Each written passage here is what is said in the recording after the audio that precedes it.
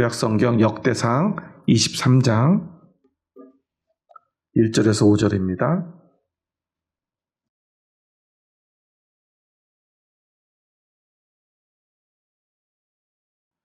다 같이 한 목소리로 받들어 읽겠습니다. 다윗이 나이가 많아 늙음에 아들 솔로몬을 이스라엘 왕으로 삼고 이스라엘 모든 방백과 제사장과 레위 사람을 모았더라. 레위 사람은 30세 이상으로 계수하니 모든 남자의 수가 38,000명인데 그 중에 24,000명은 여호와의 성전의 일을 보살피는 자요 6,000명은 관원과 재판관이요 4,000명은 문지기요 4,000명은 그가 여호와께 찬송을 드리기 위하여 만든 악기로 찬송하는 자들이라. 아멘.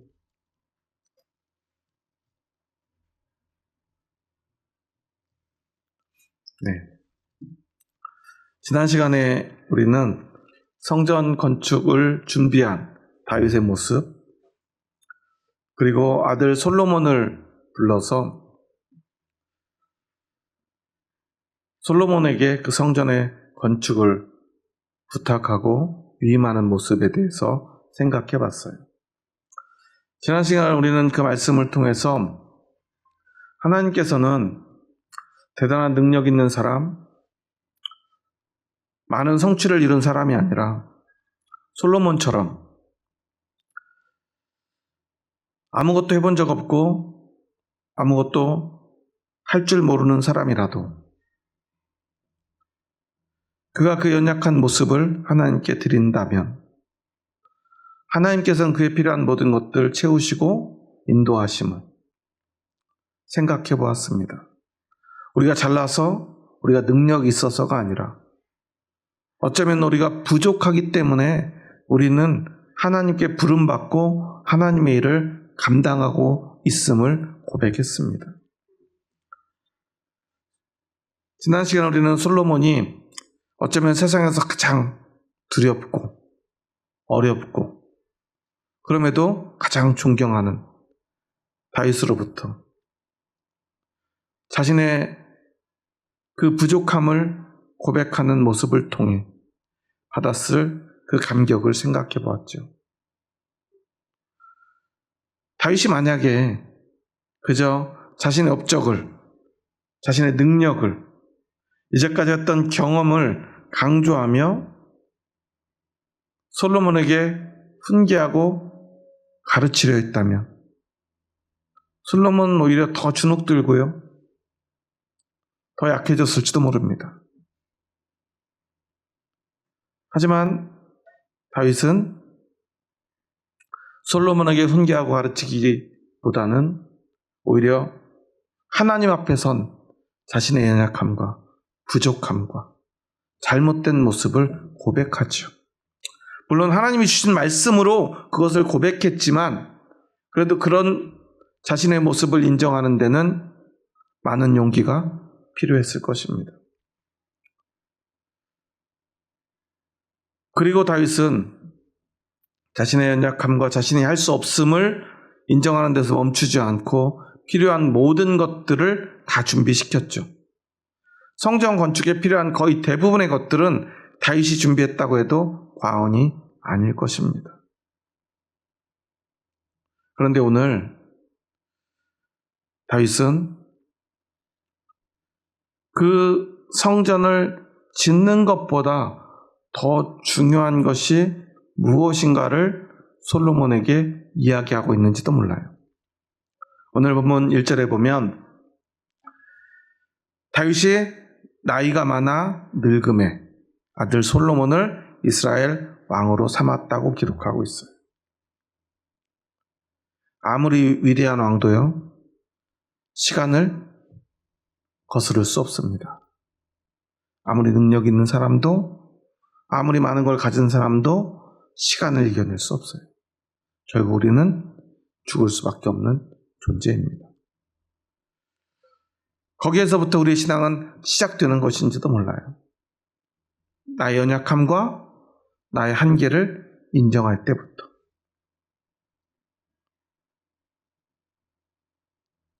이번에 6.3 지방선거를 치렀죠. 여러분들은 어떠셨나요? 여러분들이 지지한 후보가 당선이 되셨나요? 여러분들이 누구라고 제가 묻진 않았습니다. 말씀 안 하셔도 되는데요. 이 결과에 대해서 어떤 사람들은 만족할 것이고 어떤 사람들은 그 결과에 좌절하기도 할 것입니다. 그런데 그 선거의 과정들을 보면요, 어쩔 수 없이 정치인들이다 보니까 자신을 자랑하고 드러낼 수밖에 없어요. 자신이 어떤 사람인지, 어떤 일을 할 수 있는지, 어떤 일을 하겠는지에 대한 이야기를 합니다. 보통 공약이라고 하죠. 그런데 그런 토론회들을 보다 보면요, 어떤 공약을 내세워요. 이걸 하겠습니다. 그런데 하겠다고 그랬는데 알고 보니까 이미 되어 있는 것도 있어요. 또 어떤 분은 남쪽에 있는 걸 북쪽으로 옮긴다, 이런 식으로 얘기했는데 이미 북쪽에 있는 것도 있어요. 또는 어떤 큰 사업을 해내겠다고 그랬는데 그게 불가능한 것도 있어요. 그런데 그래도 어쨌거나 표를 얻으려고 자기가 할 수 있는 영역이 아님에도 자기가 해내겠다고 호언장담하기도 해요. 때로는 자신의 뒤에 있는 정당을 내세우기도 합니다. 아니면 이도저도 안 되면 대통령이 내 편이다 라고 주장하기도 해요. 내가 대통령의 사람이다 라고 말하기도 해요. 온갖 것들을 다 끄집어 와서 자신을 드러내기 바빠요. 그런데 저는 그러한 모습은 당연하다고 생각해요. 왜냐하면 사람이 사람 속에서 사람과 함께 살아가는 모습이기 때문에 그래요. 세상에서는 그럴 수밖에 없어요. 아니, 그렇게 해야 돼요. 그렇게 하지 않고 저는 이것도 사실은 잘 못하는 사람이고요. 예전에 저는 이런 실수도 했던 사람입니다. 저는 너무나 부족합니다. 그래서 사실 내가 이 일을 잘할 수 있을지 사실 저도 자신이 없습니다. 여러분 이런 사람 뽑아줘요? 안 뽑아줘요? 안 뽑아주죠. 그런 얘기는 누가 하죠? 내가 하지 않아도 상대 후보가 해줘요. 저 사람은 옛날에 저런 잘못했고요. 저 사람은 제가 보니까 이거 할 수 있는 사람이 아니에요. 저 사람 보니까 자신이 별로 없어요. 잘 못할 것 같아요. 아니 잘 못하게 될 거예요. 상대방이 알아서 비방을 해줘요. 그러면 본인은 아닙니다. 제가 예전에 그런 실수한 것도 사실이거나 아니면 또는 절대 그런 일 없습니다 라고 변명해요. 아니면 자신이 어떤 증거를 가져와서 그게 사실이 아닌 걸 증명해내야 되죠. 당신 이거 할 수 있어? 못하잖아. 못하면서 왜 한다고 그랬어? 그러면 내가 어떻게 할 수 있는지에 대한 이야기를 또 해야 됩니다. 그렇게 열심히 서로 싸우는 거예요. 그리고 결국 그들은 유권자인 국민과 시민들의 선택을 받습니다. 아주 근소한 차이로 승부는 갈리게 되었던 것 같아요. 물론 어떤 특정 지역이나 특정 후보들은 큰 차이로 이기기도 했지만 대체로 아주 근소한 차이로 승부가 갈리기도 했던 것 같아요. 가까운 서울의 시장만 하더라도 한 후보가 계속 몇 시간을 앞서고 있었는데 마지막에 뒤집어진 대이변이 일어나기도 했지요. 그것 때문에 어떤 사람들은 환호하고 어떤 사람들은 좌절했습니다. 그게 바로 우리네 인생입니다. 그런데요, 이번에 당선된 분들의 임기는 몇 년이죠? 4년인가요? 아마 그랬던 것 같은데 4년이든 5년이든 그래봤자 그 기간이 지나고 나면 또 다른 사람에게 그 자리를 내어주어야 합니다. 물론 일을 잘했다면 삼선까지도 가능하더라고요. 이번에 서울의 시장에 당선된 분은 벌써 5선이라고 하던데요. 그분이 대단한 건지 찍어주는 분들이 대단한 건지는 잘 모르겠습니다. 어쨌거나 아무리 대단한 사람이라도 언젠가는 그 일이 그 자리에서 결국 끝이 나는 그 시간을 맞이해야 할 것입니다. 여기서 우리는 기억해야 돼요. 언제나 우리의 끝이 있음을, 우리의 한계를 인정하는 게 중요해요. 아무리 높은 자리에 앉아도 그 사람이 모든 일을 다 할 수는 없습니다. 그게 대통령이든 총리이든 어떤 큰 도시의 시장이든 광역단체장이든 마찬가지입니다. 우리가 모든 일을 다 할 수는 없어요. 위대한 왕 다윗도 마찬가지입니다. 그가 정말 수많은 일을 해냈고 이스라엘의 왕이고 하나님 나라의 왕으로 모든 사람들의 칭송을 받고 지금도 이스라엘 하면 가장 먼저 떠오르는 사람의 이름은 우리에게 바로 이 다윗 왕일 것입니다. 하지만 그도 늙습니다. 그리고 이제 그 자리를 내어 주어야 될 때가 되었습니다. 그때 다윗 왕은요, 솔로몬을 이스라엘의 왕으로 삼고요, 이제 이 자리를 자신이 물려 주어야 될 때임을 인정하고요, 그리고 나서 2절에 보면 이스라엘의 모든 방백과 제사장과 레위 사람을 모읍니다. 여기서 어떤 사람들을 모았는가를 잘 봐야 돼요. 방백들은 어떤 사람들이죠? 각 지파의 지도자들, 즉 정치적인, 행정적인, 그리고 군사적인 지도자들이에요. 이제는 솔로몬이 왕이 되었기 때문에 정치적으로, 군사적으로, 그리고 행정적으로 이 일들을 도와줘야 될 사람들이 반드시 필요합니다. 아무리 자신이 왕이라 할지라도 왕이 모든 일을 다 해낼 수 없어요. 옆에서 도와주는 사람들, 정치적으로, 행정적으로 도와줄 사람들이 필요해요. 전쟁이 나면요, 군대를 모으고요, 그 군대를 이끌 지휘관들이 필요합니다. 군사적으로 도와줄 사람들이 필요합니다. 그래서 방백을 모읍니다. 하지만 다윗에게 중요한 것은요, 방백들이 아니었어요. 오늘 23장에 보면요, 계속해서 제사장과 레위 사람을 모은 다음에 레위 사람들의 일에 관한 이야기를 아주 구체적으로 자세하게 이야기를 합니다. 먼저 레위 사람 30세 이상의 남자를 계수를 해요. 몇 명이죠? 38,000명. 그 중에 그 레위의 자손 3명의 자손들에 따라서 이 2,400명을 2,400명 24반열로 24,000명을 따로 떼서 그 사람들을 반열로 나눠요. 24반열로 나눈다는 건 어떤 의미냐면 이 사람들이 1년에 돌아가면서 2번씩 성전에서 봉사하는 순서를 정하는 거예요. 마치 우리 교회에서도 식사당번이 있고요, 기도 순서가 있고요, 또 뭐 예배 담당들이 있죠. 그래가지고 돌아가면서 예배와 또한 교회의 일들을 해나가는 그 순서를 정하는 거예요. 그러니까 이 레위인들은 어떤 사람들이냐면 제사장을 돕는 일을 하는 사람들을 24반열로 재편을 한 거예요. 38,000명 가운데 24,000명이나 이 제사를 돕는 일에 사람들을 편성을 한 거예요. 그리고 나서 6,000명은 관원과 재판관으로 세워요. 관원. 이 관원이라는 단어 사타르는 원래 우리가 생각하는 그런 관리, 관원, 요즘으로 말하면 공무원 같은 거죠.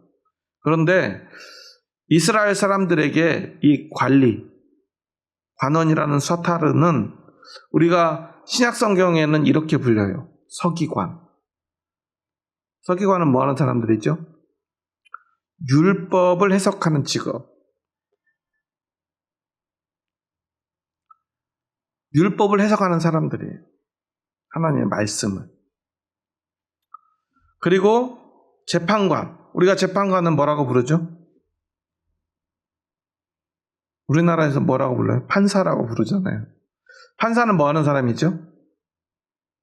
헌법을 비롯한 모든 법전을 근거로 판결을 하는 사람이죠. 그런데 이 다윗이 세운 재판관은 세상의 어떤 범죄자들을 판결하는 재판관이 아니라 하나님께 속한 일, 즉 종교적 재판을 하는 사람들이에요. 그런데 왜 이렇게 많은 사람들을 세울까요? 각 지역마다, 성문마다 재판관들을 세워요. 그래서 이 사람들은요, 그 백성들이, 그 지파의 사람들이요, 올바르게 하나님을 잘 따르고 있는가, 이 율법적인 문제를, 율법을 잘 지키는가, 잘 지키지 못한다면 그 사람들이 무엇을 잘못했는가에 대한 판결을 내리면서 그들을 어디로 인도하는 거예요? 하나님의 말씀을 잘 지키는 길로 인도하는 재판관들이에요. 그러니까 이 재판관들이, 여기서 말하는 재판관들이 벌을 내린다면 그 죄는 어떤 죄죠? 율법을 지키지 못한 죄예요.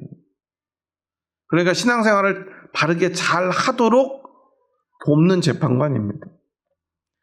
그러니까 이 38,000명 중에서 6,000명이나 되는 사람들을요, 성경 말씀을 해석하고 그 말씀을 이렇게 잘 백성들에게 전한 다음에 그 말씀을 잘 지키는지 지키지 않는지 재판하는 재판관들을 전국 각지에 보낸 거예요. 그리고 이제 4,000명은 문지기로 세우고요. 4,000명은 여호와께 찬송드리기 위하여 만든 악기로 찬송하는 자들로 세웁니다. 이걸 잘 보면요, 이렇게 수만 명이나 되는 사람들을 다 무엇을 위해서 사람을 뽑고 분류해가지고 그 일을 맡기냐면 전부 다 제사와 예배 그리고 말씀에 관한 일을 감당하도록 세웠다라는 거예요. 즉 다윗이 그가 나이 많아서 이제 나는 더 이상 왕의 직분을 감당할 수 없어, 자신의 한계를 인정하고, 지난 시간에 22장에서는 뭘 인정했다고 그랬죠? 자신의 부족함을 인정하고, 오늘 23장에는요 이제 나이가 많아, 늙음에 이제는 자신의 한계가 온 거예요. 인간이니까. 그래서 한계를 인정하고 이제 그 자리를 솔로몬에게 내어줍니다. 그러면서 방백과 제사장과 레위인을 불러요. 그리고 가장 먼저 레위인을 계수하고 레위인들을 하나하나 세웁니다. 무엇을 위해서요? 제사와 율법을 위해서.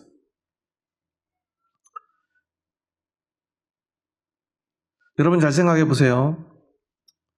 성전을 건축하는데 무엇이 더 중요할까요? 나무와 돌과 황금과 놋과 이런 재료들을 준비하는 것과, 또는 그것을 잘 다듬고 그 일 현장을 지휘할 사람들을 세우는 것, 즉 건물을 짓는 데 필요한 물적 인적 자원을 준비하는 것과, 그 다음에 그곳에 드려질 예배에 필요한 것들을 준비하는 것 중에 어떤 게 더 중요할까요? 여러분이 만약에 목사라면 성전을 이제 건축을 앞두고 있습니다. 제일 중요한 게 뭐죠? 그렇죠. 땅도 중요하죠. 근데 땅까지 포함해서 제일 중요한 건 돈이죠. 그래서 예전에 제가 어렸을 때는 성전 건축이 이제 당에서 의결되면 제일 먼저 하는 게 있었어요. 뭐냐면 부흥회를 해요. 그래서 저는 부흥회를 하는 이유가 기도하기 위함인 줄 알았어요. 근데 알고 보니까 부흥회를 바로 하는 이유가 있더라고요. 그 부흥회는요, 이 성전 건축 전문 부흥사가 와요. 그분들은 뭘 하냐면 성도들에게 성전 건축 헌금 작정을 하게 만드는 전문가예요. 그래서 몇 가지를 기획하고 성도들에게 가르쳐요. 성전 건축에 헌신하면 얼마나 복을 받는지 말씀으로 은혜롭게 전하고, 그리고서는 1,000번제 같은 그 헌금을 작정하도록 합니다. 1,000번제 하면요 되게 어렵지 않게 느껴져요. 여러분 많이 안 하셔도 돼요. 10,000원씩만 하시면 됩니다. 10,000원 하면 얼마예요? 1,000,000원. 50,000원 하면 5,000,000원. 100,000원씩 하면 1억. 근데요, 반대로, 참 한국 말은 아다르고 다르죠. 여러분, 주님의 성전을 건축하는데, 하나님의 성전 건축하는데, 여러분, 그래도 아무리 여러분이 어려워도 한 1억씩은 하셔야 됩니다. 이러면 성도들이 다 도망가겠죠. 옆 교회로, 옆 동네 교회로 다들 교회로 옮기실 거예요. 뭐 1억은 아니더라도 여러분 그래도 최소 1,000,000원을 하셔야 됩니다. 이러면요 성도들이 기겁해요. 근데 이 부흥강사들은 굉장히 기술적으로 뛰어나시더라고요. 그렇게 사람들에게 부담 주지 않아요. 10,000원씩만 하시라고 그래요. 조금 여러분이 더 하고 싶다. 저 목사님 10,000원만 하라고 했는데 내 신앙의 양심이 50,000원 하고 싶다 그러면 50,000원 하셔도 됩니다. 나는 100,000원 하고 싶다. 100,000원 하셔도 돼요. 뭐 부담스러운 돈 아니잖아요. 우리가 큰 돈은 못해도 5만원, 10만원씩. 그런 사람들이요, 그래도 부흥회잖아요. 하나님의 말씀으로 은혜 받은 다음에 작정하고 기도하고 서원하라고 그래요. 그리고 그냥 그러고 말지 않죠. 뭘 써서 내요? 1,000번째 작정서를 써게 해요. 그래서 싹 걷어요. 사인도 하고. 집에 가서 이제 정신을 차리고 이제 차분한 가운데 다시 이렇게 돌아보면 어때요? 나는 분명히 10,000원을 작정했는데 그곳에는 얼마가 써 있죠? 1,000,000원. 나는 50,000원을 작정했는데 5,000,000원. 10만원을 작정했는데 1억이 거기에 써 있어요. 그래서 이제 교회에서는 이제 당회에서 그 작정서를 싹 거두면 예산이 나와요. 그러면 부흥이 한 번으로 건축이 되겠다. 아니, 이거로 좀 부족하니까 앞으로 부흥회를 한 3번 정도 더 해야 되겠다. 이런 계획들을 다시 세우는 거예요. 아니면 일정 부분 대출을 받아야 되는지 이런 이야기들을 합니다. 제가 뭐 이런 불편한 진실을 이야기하는 이유는 이건 사실은 현실적인 문제이기 때문에 그래요. 우리 교회가 이렇게 여기 부산동으로 이전할 때도 참 많은 성도님들이 작정해 주시고 헌금해 주셔가지고 옮겼지요. 돈 없이 옮길 수 있나요? 뭐 제가 돈이 많은 저희 부모님이 좀 미리 준비를 좀 하셔가지고 아들이 목회할 수 있도록 재벌이 되셨다라면 얼마나 좋겠습니까? 그러면 이제 부모님에게 전화해가지고 이번 교회 이전하는데 얼마 필요하다고 하면 이렇게 보내주시면 바로 하면 좋은데 저는 그런 부모님을 두지 못해서 어쩔 수 없이 기도하면서 우리가 함께 힘을 모아서 그 문제를 해결해 나가면서 여기까지 왔어요. 그래서 한정된 돈으로 하다 보니까 우리가 마음에 드는 부분도 있고 들지 않는 부분도 있지요.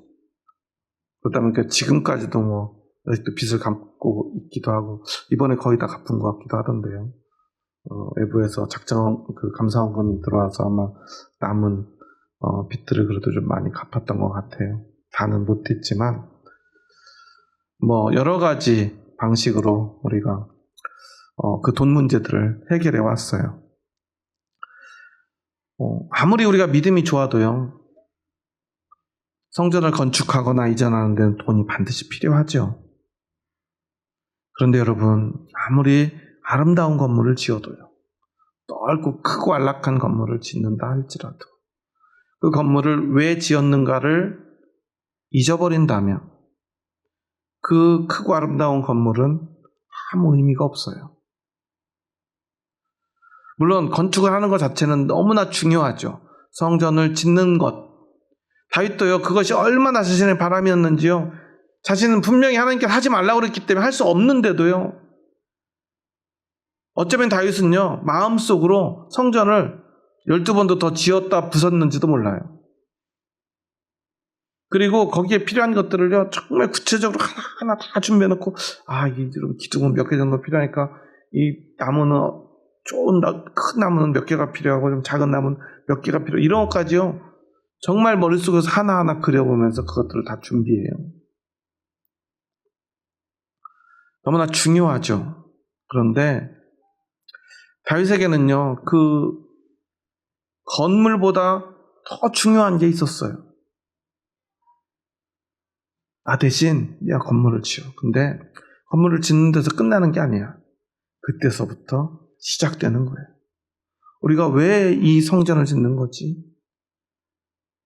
성전에서 하나님께 마음껏 찬양하고 하나님께 제사 지내고 무엇보다 그곳에서 하나님을 만나기 위해서 그 진짜 목적을 위해서 우리는 성전을 짓는 거야. 다윗은 솔로몬에게 말해주고 있는 거예요. 솔로몬은 왕을 세웁니다. 아마 앞에 내세웠을 거예요. 자기는 물러가야 되니까. 그리고 방백들을 부릅니다. 제사장을 부릅니다. 레위인을 세웁니다. 그리고 가장 먼저 레위인들을 계수하고요. 레위인들을요, 직능별로 다 나눠요. 무엇을 위한? 제사와 예배를 위한.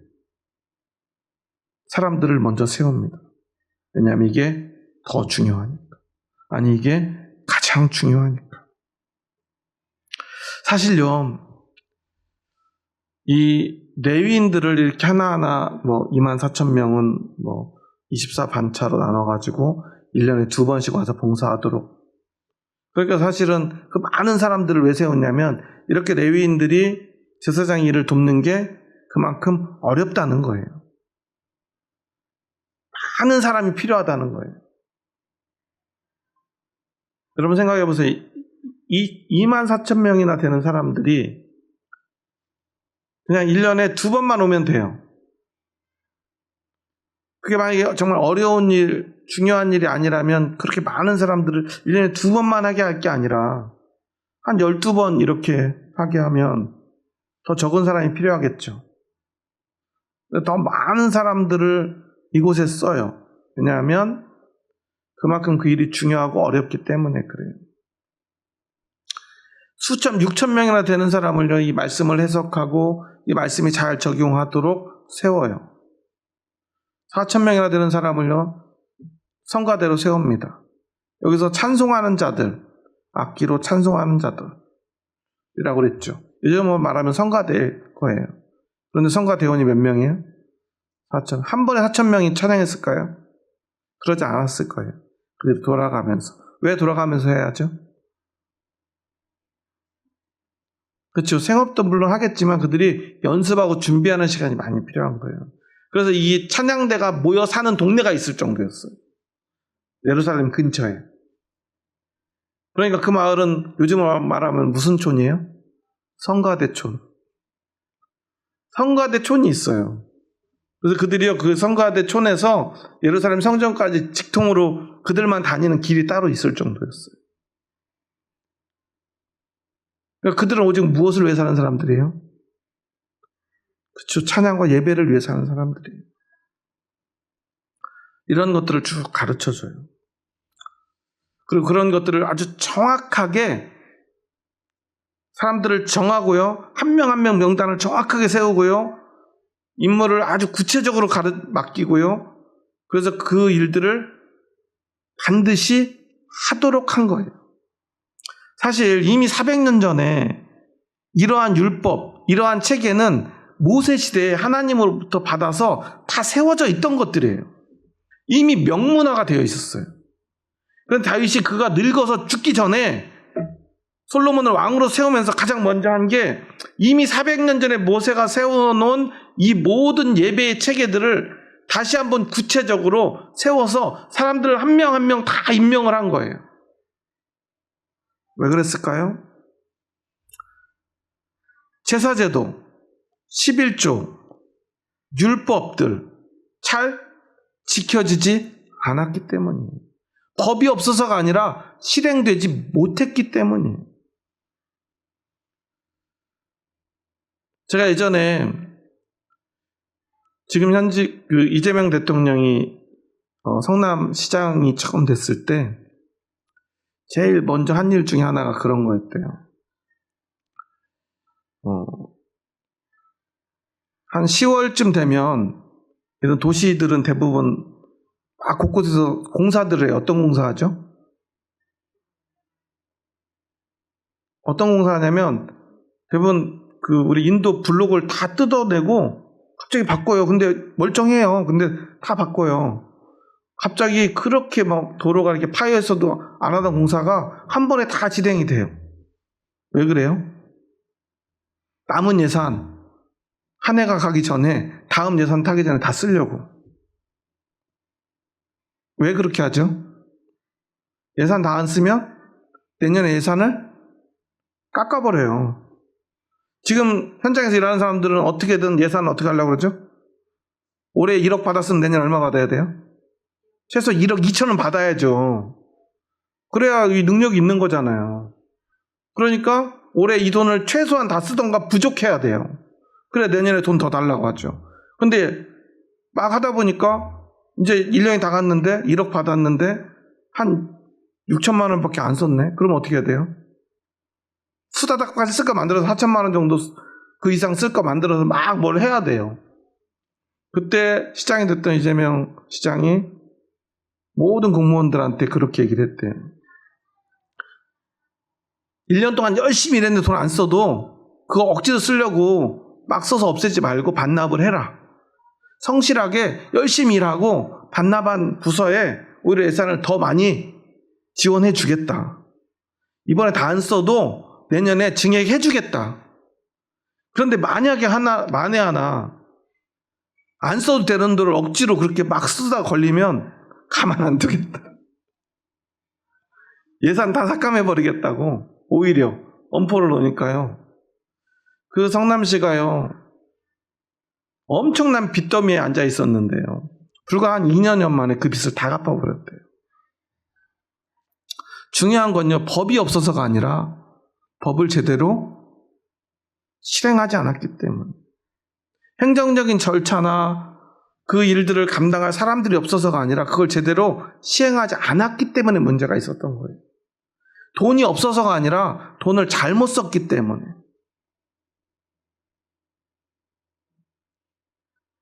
중요한 건요, 율법이 없어서가 아니라 그 율법을 제대로 지키지 않았기 때문임을 다윗은 알고 있었던 거예요. 그런데 결국 율법을 지키는 건 누구죠? 사람들이에요. 법이 법을 지킵니까? 율법만 잘 만들어 놓고 벽에다가 이렇게 붙여놓으면 그 율법이 법을 지키나요? 법을 지키는 사람은 결국 우리들입니다. 우리가 그 법을 지킬 의지가 있다면 법을 지키는 거라는 사실을 다윗은 너무나 잘 알고 있었어요. 그리고 그걸 지키기 위해서는 무엇보다 구체적이어야 된다는 것을 다윗은 알고 있었어요. 그래서 좀 불편하더라도 사람들을 다 모으고 계수하고 그 사람들을 하나하나 그 일에 임명을 하고요. 그 일을 맡겼어요. 사실 저는 3절 말씀을 읽으면서 좀 의아했어요. 보세요. 레위 사람은 30세 이상으로 계수하니 모든 남자의 수가 38,000명. 30세 이상, 몇 세 이상의 남자를 계수해요. 그랬다가 다윗이 어떻게 됐죠? 하나님한테 혼났잖아요. 그 세 가지 벌 중에 하나 선택하라고 그랬죠. 그래가지고 하나님의 벌을 선택했어요. 그 온역으로 수많은 사람들이 죽었어요. 그래서 그 일 때문에 벌벌 떨면서요, 하나님의 천사장 앞에 막 납작 엎드려가지고 절하고요, 싹싹 빌었잖아요. 거기서 제사 지내고요. 근데 지금은 어때요? 똑같이 계수했는데 왜 이건 벌을 안 받죠? 그 계수의 목적이 다르기 때문에 그래요. 지난번 계수의 목적은 뭐라고 그랬죠? 세금과 전쟁을 위해서. 그건 무엇을 위한 거였어요? 하나님의 나라, 하나님의 백성들인데 다윗은 온 백성들을 20대 이상의 남자들을 다 계수함으로 인해 가지고 내년도 세금, 앞으로 세금을 어떻게 걷어들일지를 준비하고요, 그래가지고 그 돈으로 무엇을 할지, 어떻게 일을 할지를 계획하고 준비했던 것이고요. 그 숫자가 이 정도 되니까 전쟁이 이 정도 규모일 때는 어떤 몇 살부터 몇 살 어느 지역의 사람들을 데리고 오고 어떤 일이 있으면 어떻게 할지, 군사들을 어떻게 운영할지를 계획할 수 있게 되는 거예요. 그 말은 무슨 말이에요? 이 나라의 운영을 누가 하겠다는 거죠? 다윗 자신이 하겠다는 거예요. 돈과 힘을 내가 움직여서 안전하게 이 나라를 지키겠다는 거예요. 누구 없이 하겠다는 거죠? 하나님 없이. 그래서 하나님이 진노하신 거예요. 근데 지금의 계수는 무엇을 위한 거죠? 하나님의 제사를 위해서. 계수하는 게 잘못된 게 아니라는 거예요. 무엇을 위한 계수인가? 그때 제가 20대 이상의 젊은 남자들을 계수하는 다윗의 그 모습에 대해서 이야기하면서 다윗이 왜 계수를 했다고 그랬죠? 인간의 가장 근원적인 두려움, 그게 뭐라고 그랬습니까? 사람이 가지고 있는 가장 근원적인 문제가 있어요. 그건 뭐냐면 죽음, 실패에 대한 두려움이에요. 죽음이나 실패에 대한 것이 왜 두렵냐면 알지 못하기 때문이에요. 여러분이 언제쯤 죽을지 아시나요? 알고 싶으세요? 알면 그때부터 진짜 고통이 시작되실 거예요. 그 시간을 아는 사람들은 우리 뭐라고 그래요? 시한부 인생이라고 그러잖아요. 그걸 알고 싶다는 건 내가 스스로 시한부 인생이 되고 싶다는 거예요. 물론 그게 우리는 보통 시한부 인생 하면 몇 개월이에요? 3개월이잖아요. 드라마에서 왜 맨날 3개월인지 잘 모르겠어요. 근데 저는 진짜 그 말을 직접 들은 적이 있어요. 저는 아닌데, 제가 처음에 우리 교회 예수영교를 개척할 때 첫 예배당 한 6평 정도 되는 작은 상가를 임대해 주셨던 집사님이 저하고 함께 예배 드리다가 어느 날 몸이 안 좋다고 이제 검사를 받았는데, 조그만 병원이었어요. 엑스레이를 찍었는데 큰 병원에 가래요. 근데 그분이 워낙 건강한 분이었거든요. 새벽에 하루도 빠지지 않고 저기 직동공원에 가서 축구를 2시간, 3시간씩 하시는 분이에요. 기본이 2-3시간이에요. 축구를. 어떤 날은 하루 종일 해요. 예전에는 그나마 교회 다니기 전에는 술 드시면서 하루 종일 했는데, 이제 교회 다니니까 술도 안 드시는데도 하루 종일 자요. 그러니까 저도 거기 따라서 한 1년 넘게 조기축구를 따라다닌 적이 있었는데, 젊은 저는 죽겠는데 그분은 잘 막 뛰어다녀요. 그런데 저는 건강한데 그분은요, 그 아산병원 그 선생님이 하던 말이 지금도 기억이 나요. 준비하시래요. 3개월을 넘기기 어렵대요. 딱 그 얘기를 듣는데요, 저는 너무 비현실적으로 느껴졌어요. 드라마에서 하는 대사인 줄 알았더니 실제 의사들이 하는 말이구나를 그때 알았어요. 실제 그렇게 얘기를 하더라고요. 그래서 제가 선생님 혹시 검사가 잘못된 건 아니냐 물어봤어요. 왜냐면 작은 병원에서 그냥 엑스레이 찍고 온 거거든요. 물론 검사를 거기서는 더 했지만 암이 몸에 100개가 넘게 있대요. 다 셀 수가 없어가지고 세지 못했대요. 어떻게 이렇게 건강하신 분이 그럴 수가 있냐 그랬더니 건강하기 때문에 암도 더 빨리 퍼진대요. 감사하게도 물론 그 뒤로 한 5년 이상 생존하셨어요. 신약 실험 대상자가 되셔가지고 표적 치료제 그 약을 무상으로 공급받는 대상으로 선정이 되셨는데, 그래서 좀 사셨지만 결국 마지막 한 4, 5년 뒤에는 표적 치료제가 내성이 오고 더 이상 효과를 발휘하지 못하니까 실제로 의사 선생님이 말했던 마지막 3개월 그 고통은 고스란히 뒤로 미뤄졌을 뿐 결국 그 고통 가운데 돌아가셨어요. 우리는 사실 미래를 안다고 해도 우리가 할 수 있는 것은 아무것도 없어요. 그런데요, 모르기 때문에 막연히 두려워요.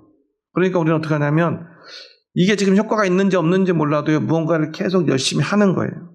공부도 열심히 해보고요, 돈도 열심히 벌어보느라고 열심히 일도 해보고요, 일하는 것만으로는 부족하니까 증권도 사고요, 땅도 사보고요, 이것저것 해보는 거예요. 투자도 하고요, 적금도 해보고요. 뭐가 좋은지 잘 모르니까요. 여러분, 삼성전자가 이렇게 많이 오를 줄 알았으면 그때 여러분 파셨겠어요? 언제 파셨는지 잘 모르겠지만. 그렇죠. 어떤 분이 그러더라고요. 경제 전문가가 우리나라 이게 대출 받아가지고 증권 투자하는 분들 통장 계좌를 확인해 보니까요, 작년부터 올해까지 그런 분들의 대부분이요, 수익률이 마이너스 19%래요. 코스피 8천이 넘었는데 참 신기하다고 그러더라고요. 아무거나 대충 사가지고 가만 놔둬도 다 수익률이 50% 100% 돼야 정상인데, 신기하게 사람들은요, 투자를 하면요 조금으로는 바로 판대요. 떨어지면요 계속 기다렸다가 완전 떨어졌을 때 판대요. 그러다 조금만 올라오면요 또 바로 판대요. 그러다가 보면 팔고 나면 그때부터 진짜 올라간대요. 다 자기 얘기 하시는 것 같죠?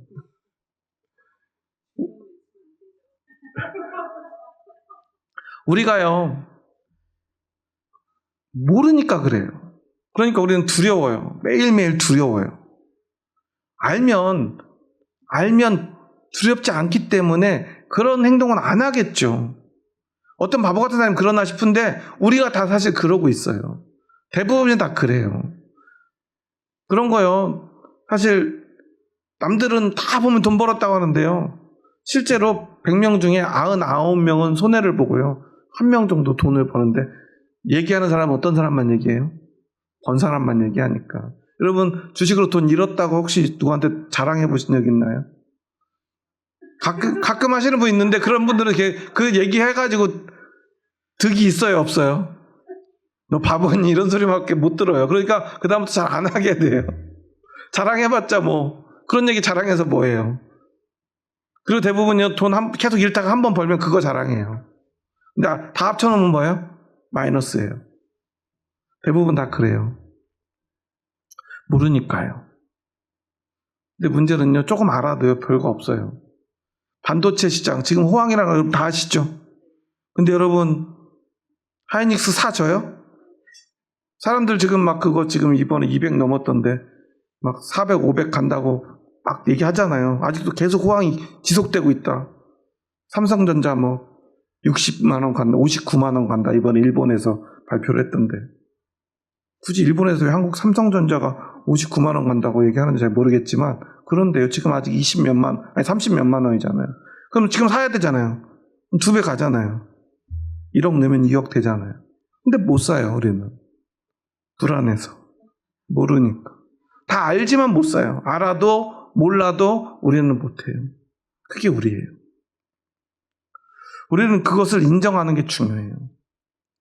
다윗도 그러니까요, 사람들을 개수한 거예요. 어떻게든 그 두려움을 이겨보려고. 하지만 안 돼요. 그런 과정을 겪고 다윗이 그 인생의 말년에 이제 모든 것을 인정해요. 나도 이제 늙고 떠날 때가 되었구나. 자신의 한계를 인정하고 나니까요. 새로운 그의 계수가 시작되는 거예요. 이제는 세금을 걷어들고 군사의 수를 세는 계수가 아니라 하나님께 예배드릴 사람들을 세는 그 계수를 솔로몬과 함께, 그러면서 무엇이 인생에서 가장 중요한가를 그에게 말하고 있는 거예요. 나는 성전 건축할 수 없어서 할 수 없지만 네가 해야 돼. 그런데 아무리 아름다운 성전을 지어놔도 우리가 하나님의 말씀을 알지 못하면, 하나님의 뜻을 깨닫지 않으면, 하나님의 뜻을 깨달아도 그걸 지키지 않으면, 하나님께 제사 드리지 않으면, 하나님 만나지 않으면 우리는 아무것도 아니야. 우리는 늘 부족하고 아무리 뛰어나도 언젠가는 그것은 끝나. 영원한 분은 하나님 한 분뿐이에요. 그러니 너는 오직 하나님만 의지해. 하나님께만 나가고 그거면 충분해. 다윗은 그 이야기를 솔로몬에게 들려주고 싶었던 거예요. 그리고 이 나라를 이끌어갈 방백들을 세워놓습니다. 그들을 아마 불려올 때 이제 다윗 왕에게 어떻게 좀 군사들을 모으고 어떻게 이 나라를 이끌어 가야 될지 이런 조언들을 우리에게 먼저 물으시겠지. 하지만 다윗은요, 그 방백들에게가 먼저 아닌 이 레위인들에게 먼저 임무를 부여해요. 그게 더 중요하기 때문이에요. 여러분의 삶에서 진짜 중요한 것은 무엇입니까? 여러분에게 가장 중요한 것은 어떤 것입니까? 오늘 여러분에게 진짜 중요한 것은 어떤 것입니까? 많은 사람들이요, 우리의 신앙생활을요, 수단처럼 여겨요. 가족의 건강을 위한 수단, 인생의 불안을 해소하기 위한 수단, 성공하기 위한 수단. 이번에 저는 되게 충격적인 소식을 들었는데 6월 4일이 이재명 대통령 취임한 지 1년이래요. 저는 3년쯤 된 줄 알았는데 하도 일을 많이 해가지고 아직 1년밖에 안 됐대요. 그리고 막 이번에 지방선거 치르는데 차기 대권 주자가 어쩌고 막 이런 얘기들을 사람들이 하길래 벌써 시간이 이렇게 많이 지나갔나? 벌써 차기 대권 주자 얘기가 나오는데 아직 4년 남았더라고요.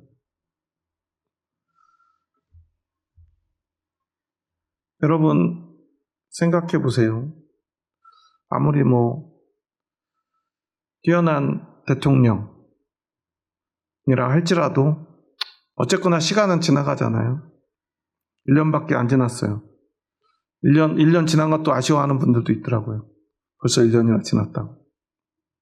연임 얘기도 나오던데 아마 불가능할 거예요. 연임을 원하더라도. 어쩔 수 없죠. 우리가 무엇을 하든 간에, 어떤 인생을 살든 간에 결국 우리 한계를 우리는 인정해야 되는데, 사람들은요, 그런 걸 인정하기 싫으니까 어떻게 하냐면, 이제 4년이 지나면 또 대선을 치르겠죠? 그러면 또 대선 후보들 어디 갈까요? 또 교회 가서 예배 드리지 않을까요? 성경책 들고. 우리 아내는 성경을 다 외우고 있습니다. 이런 헛소리를 또 할 거예요. 그런 사람들 분명히 또 생겨날 거예요. 그런데 저는요, 그 사람들이 교회를 이용하는 건요, 어쩌면 필연이라고 생각해요. 왜냐하면 그들은 신앙인이 아닌, 그리스도인이 아닌 정치인이니까요. 그럴 수 있어요. 그런데 우리 그리스도인은 달라야 되지 않습니까? 그들은 진짜 그리스도인이 아니니까 정치를 위해서 교회를 이용할 수 있어요. 중요한 건 우리가 이용당하지 않으면 돼요. 그런데 그들을 막 욕해요. 선거철만 되면 교회 와서 인사한다, 예배 드린다. 왜 그런 거에 이렇게 교회가 휘둘리냐? 본인들이 휘둘리지 않으면 돼요. 와서 예배 드려도 안 찍어주면 돼요. 그 사람들은 정치인이라는 걸 우리가 기억하면 돼요. 그런데 진짜 문제는 그들이 아니에요. 우리가 문제예요. 우리는 그리스도인이잖아요. 여러분 정치하러 교회 오시는 거 아니잖아요. 성경책 들고 와가지고 뭐 이렇게 목적을 이루려고 여기 오시는 거 아니잖아요. 뭐 그렇게 열심히 다녀도 뭐 누가 여러분 안 찍어주잖아요. 저도 아무도 안 찍어줘요. 그래서 아무리 설교해도. 그런데 중요한 건 우리가 마치 정치인처럼 교회를 다니고 있는지도 몰라요. 건강 얻으려고, 성공하려고, 어떤 불안한 거 해소하려고. 그건 믿음이지 아니잖아요. 믿음이 아니잖아요. 우리는 무엇하러 이곳에 옵니까? 부족하고 유한한 한계가 있는 우리들이 무한하고 영원한 하나님을 만나러. 내가 할 수 있는 건 너무나 부족하고, 아니 어쩌면 아무것도 할 수 없는 우리들이 영원한 하나님을 만나면 비로소 내가 돈 많이 벌지 못해도, 내 병 고치지 못해도, 내 가정의 문제 해결하지 못해도 그 안에서 내가 하나님과 함께라면, 그리고 이 믿음 때문에 이 영원한 하나님과 영원토록 함께 할 수 있다면 지금 이 문제 해결하지 못해도 괜찮을 수 있겠구나. 우리가 모든 문제가 다 합쳐져가지고 최종적인 실패를 하게 되면 어떻게 되죠? 죽겠죠. 나이 먹는 거 못 막고, 병 드는 거 못 막고, 돈 잃어버리는 거 못 막으면 우리는 죽겠죠. 굶어 죽든 병 들어 죽든 나이 먹어 죽든 우리는 죽겠죠. 그게 우리의 끝인데 우리는 그 얘기는 하기 싫어요. 왜냐하면 그렇게 반드시 될 거라는 우리가 알기 때문에. 저는 그래서 드라마를 볼 때 항상 마지막 편을 안 봐두고 남겨놔요. 마지막 편을 보면요 너무 허무하거든요. 그래서 최근에 본 드라마는 마지막 10분을 남겨놓고 껐어요. 아직까지 확인을 못하고 있어요. 마지막에 되면 너무 허무할 것 같아요. 너무 재밌게 봐서. 그런데요, 세상에 가장 허무한 드라마를 봐도요, 그거보다 더 허무한 게 우리네 인생입니다. 우리는 그렇게 끝날 수밖에 없어요. 영생불사가 있다면 좋겠지만, 불로초라는 게 진짜 있다면 좋겠지만 그런 건 없고요. 그게 과연 축복인지도 모르겠어요. 하지만 그 끝에 우리에게는 영원한 소망이 있잖아요. 하나님, 영원한 하나님과 함께 살 수 있는, 이 세상의 삶과는 다른,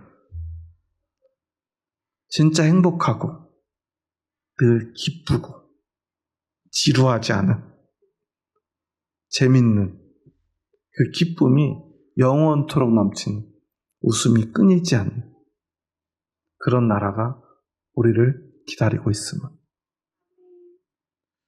오늘 이리스 외부에 나갔었는데요. 거기에서 차문을 딱 열었는데 너무 시끄러운 거예요. 중학교가 옆에 있더라고요. 근데 그 소리가 너무 기분 좋더라고요. 애들이 운동장에서 엄청 시끄럽게 떠들며 놀아요. 그 들리는 소리가 대부분 어떤 소리일까요? 웃음소리예요. 제가 그 소리를 한참 들으면서 그런 생각했어요. 난 언제 저렇게 웃어봤지? 어른이 되고요, 우리가 그렇게 웃지 못해요. 천국에 가면 우리의 귀에 어떤 소리가 가장 크게 들릴까요? 물론 하나님을 찬양하는 찬양 소리겠지만 그 소리만큼 우리의 웃음소리가 그만큼 크게 울려 퍼질 것 같다는 생각을 오늘 해봤어요. 그렇게 기쁨이 넘치는 나라가 영원한 하나님 안에 있음을 우리는 믿잖아요. 그럼 어떤 실패도 우리를 좌절시킬 수 없어요. 여러분, 그 믿음이 있으시죠? 우리 그 믿음을 향해 나아갔으면 좋겠습니다. 그 믿음을 가지고 살았으면 좋겠습니다. 그 믿음만을 위해 살았으면 좋겠습니다. 세상에 어떤 것 위에 이 믿음을 이용하지 않았으면 좋겠습니다. 다윗은요, 솔로몬에게 그것을 말하고 싶었던 것 같아요. 너 하나님 만나면 돼. 멋진 성전 내가 왜 지으려고 그랬겠니? 왜 네가 꼭 이 성전을 지어야 되니? 그 성전 자랑하려고? 아니, 이 왕궁이면 충분해. 하지만 우리에겐 성전이 필요해. 성전이 아름답게 지어서 그 멋진 걸로 자랑하려고 하는 게 아니라 그곳에서 하나님 만나야지. 우리는 그런 사람들이야. 세상 사람들은 와, 성전 예쁘네요. 멋있네요. 멋있으면 뭐하니? 하나님 만나지 못해. 저는 오늘도 마찬가지라고 생각해요. 수천 명, 수만 명이 들어가는 성전을 지어놓고 그곳에 인간의 욕심과 탐욕만 가득하다면 그 성전은 아무 의미 없을 것입니다. 하지만 아무리 보잘것없고 너무나 작아서 보이지 않아도 그곳에서 하나님을 만날 수 있다면 그곳에는 그 영원한 생명과 소망과 기쁨이 넘칠 것입니다. 오직 우리는 그 소망을 향해 나아가는 사람들입니다. 이 밤에 그 소망을, 그 기쁨을 회복하는 저와 여러분 될 수 있기를 주님의 이름으로 축원합니다. 기도하시겠습니다. 하나님 감사합니다. 저희 부족하고 연약한 자들 사랑하셔서 저희들을 주님의 뜻 가운데로 불러주시니 감사합니다. 오늘 다윗은 성전을 건축할 모든 준비를 마치고 이제 늙어 자신은 더 이상 이 왕의 직무를 감당할 수 없게 되었음을 인정하고 다윗이 솔로몬을 왕으로 세우고 그의 앞에 모든 방백들과 제사장들과 레위 사람들을 모아놓고 레위 사람들의 일을 하나하나 지정하고 그들로 그 일을 감당케 합니다. 그 이유는 왜 우리가 성전을 지어야 하는가? 왜 성전을 지으려 하는가? 그것을 솔로몬에게 가르쳐주기 위함임을 고백합니다.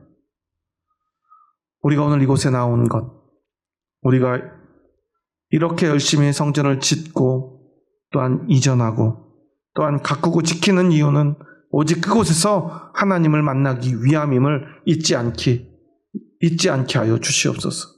오늘 우리도 다윗과 같은 믿음의 고백을 드리게 하여 주시옵소서. 우리 너무나 연약하고 부족합니다. 그래서 때로는 우리의 신앙으로 이 예배로 무언가 우리의 목적을 이루고자 하는 마음들로 가득 차 있습니다. 어떤 사람은 선거에 당선되기 위해서 이곳에 나옵니다.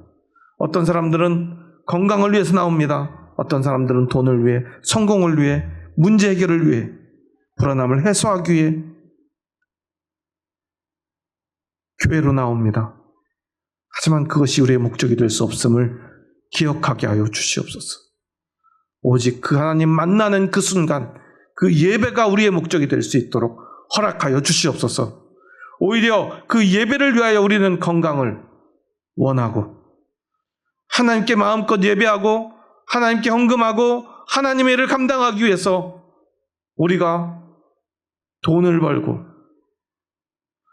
더 마음 편히 하나님께 나아가 하나님 만나기 위해 우리의 문제를 해결해 나가는 사람임을 기억하게 하여 주시옵소서. 그 모든 것들이 바뀌어버린 세상 속에서 우리들만큼은 우리의 신앙의 정상을 회복하게 하여 주시옵소서. 오직 하나님 만나는 그 제사와 그 예배를 위하여 하나님을 찬양하기 위하여 하나님께 기도하기 위하여 하나님 말씀 듣기 위하여 우리의 삶의 모든 것 드릴 수 있는 저희들의 삶이 되게 하여 주시옵소서. 예수님의 이름으로 기도합니다. 아멘.